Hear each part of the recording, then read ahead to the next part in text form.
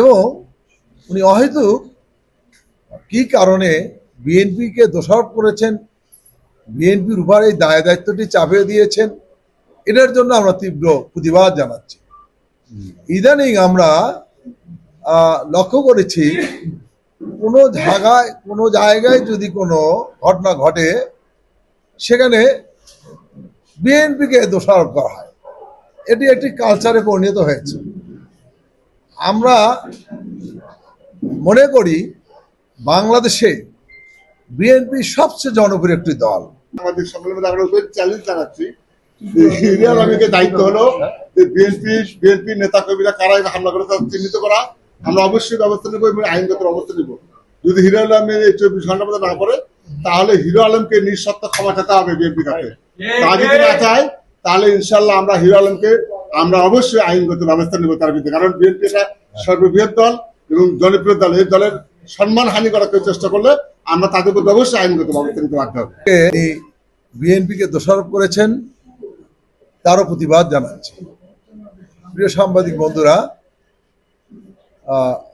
আজকের যে ঘটনাটি ঘটেছে সেখানে অনেক সাংবাদিক বন্ধুরা উপস্থিত ছিলেন, বিভিন্নভাবে সেটি ধারণ করেছেন, প্রশাসনের অনেক লোকও ছিল। আমরা ভিডিওটি বারবার আমরা পর্যালোচনা করেছি।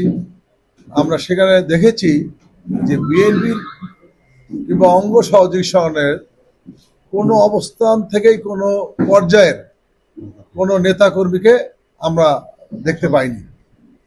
দুপুরের দিকে একটি ঘটনা ঘটেছে যেটি ইতিমধ্যেই বিভিন্ন মিডিয়ায় এসেছে। প্রথমে আমি বলতে চাই, এই হিরো আলমের উপরে যে ঘটনাটি ঘটেছে তার জন্য আমরা তীব্র নিন্দা জানাচ্ছি। একই সঙ্গে এই জনপ্রিয়তা ঈর্ষান্বিত হয়ে একটি মহল ষড়যন্ত্র করছেন এবং বিএনপির উপর এইভাবে দোষারোপ করছেন। আপনারা জানেন যে ইতিমধ্যে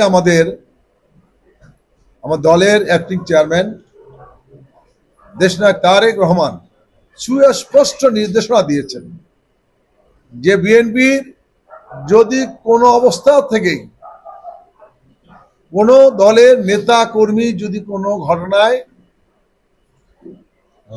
কোনো অন্যায়ভাবে কোনো ঘটনা ঘটিয়ে থাকে, কোনো ঘটনার সাথে জড়িত থাকে, সরাসরি তাকে দল থেকে বহিষ্কার এবং তাকে আইনের হাতে তুলে দেওয়ার জন্য নির্দেশ দিয়েছেন। এবং বাংলাদেশে ইতিমধ্যে এটি দেখেছেন, বগুড়া সহ অনেক জায়গায় আমরা এই দৃষ্টান্ত রেখেছি। আমরা বলতে চাই, বিএনপি এদেশের মাটি ও মানুষের দল, বিএনপি এদেশের জনগণের জন্য কাজ করে, বিএনপি জনগণের সমর্থন নিয়েই আগামীতে একটি সুষ্ঠু নির্বাচনের মাধ্যমে ক্ষমতায় যেতে চায়। এবং আপনারাও যারা প্রিন্ট মিডিয়ার বন্ধুরা আছেন, ইলেকট্রনিক্স মিডিয়ার বন্ধুরা আছেন, তারাও বলতে পারবেন না যে এইখানে বিএনপির কোনো নেতা কর্মী ছিলেন। এখানে তাকে কে বা কারা তার কোনো কারণে হয়তো তাকে আঘাত করেছেন, সেটা অবশ্যই নিন্দনীয়। আমরা সেটা নিন্দা জানিয়েছি, আবারও জানাচ্ছি।